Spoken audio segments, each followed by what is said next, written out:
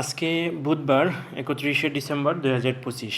তো বিএনপির সাবেক প্রধানমন্ত্রী চেয়ারপারসন এবং সাবেক প্রধানমন্ত্রী বেগম খালেদা জিয়ার জানাজার জন্য 31শে ডিসেম্বর ঢাকার যে সকল অঞ্চল বা যে সকল রোডগুলো বন্ধ থাকবে তার কিছু নির্দেশনা। এটি জানাজা অনুষ্ঠিত হবে বাদ জোহর দুপুর 2টার দিকে সংসদ ভবনের দক্ষিণ প্লাজায় অনুষ্ঠিত হবে। জানাজা উপলক্ষে প্রচুর মানুষের সমাগম হওয়ার সম্ভাবনা থাকায় সুষ্ঠু ট্রাফিক ব্যবস্থাপনা ও নিরাপত্তা নিশ্চিত করতে ডিএমপি বিশেষ সতর্কতা বা বিশেষ বিজ্ঞপ্তি দিয়েছে। চলাচলের জন্য কিছু নির্দেশনা হচ্ছে এলিভেটেড এক্সপ্রেসে ইন্দিরা রোডস্থ ফার্মগেট নামার র্যাম্প বন্ধ থাকবে। এক্ষেত্রে এফডিসির র্যাম্প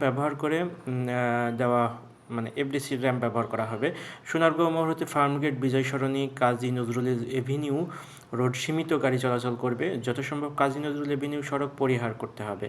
প্রধান উপদেষ্টার কার্যালয় ক্রসিং হতে দক্ষিণ দিকে বিজয় সরণি, ফার্মগেটে সীমিত গাড়ি চলাচল করবে। বনানী, মহাখালী, গুলশান, এয়ারপোর্ট রোড হতে রমনা, শাহবাগ, মতিঝিল, পল্টন, গুলিস্তানগামী গাড়িসমূহকে মহাখালী, জাহাঙ্গীর গেট, কাজী নজরুল ইসলাম এভিনিউ সড়ক এড়িয়ে মহাখালী বাস টার্মিনালের সামনের রাস্তা মগবাজার ফ্লাইওভার দিয়ে যাওয়ার জন্য বলা হয়েছে। মিরপুর অঞ্চল হতে ধানমন্ডি ও মোহাম্মদপুরগামী যেই গাড়িগুলো রয়েছে সেগুলো মানিক মে এভিনিউ এর আশপাশের যে রোডগুলো রয়েছে সেগুলোকে এড়িয়ে যেতে বলা হয়েছে। আর পান্থপথ ক্রসিং থেকে সোনারগাঁও হোটেল ক্রসিং গাড়ি চলাচল সীমিত করা হবে। ধানমন্ডি 32 ক্রসিং ও প্রয়োজনে সায়েন্স ল্যাব ক্রসিং গাড়ি ভায়োলেশন হবে, ডাইভারসেশন হবে, অর্থাৎ ওই রাস্তা দিয়ে গাড়ি যাওয়ার সম্ভাবনা তৈরি হবে।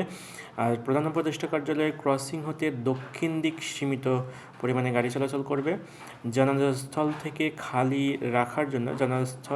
খালি রাখার জন্য উল্লিখিত ক্রসিং সময়ে যান চলাচল বন্ধ থাকবে। Farmgate, police box crossing, Farmgate, Indira road crossing, Bijoy Sarani crossing, Urojahaj crossing, Asad gate crossing, Rapa plaza crossing ও গণভবন ক্রসিং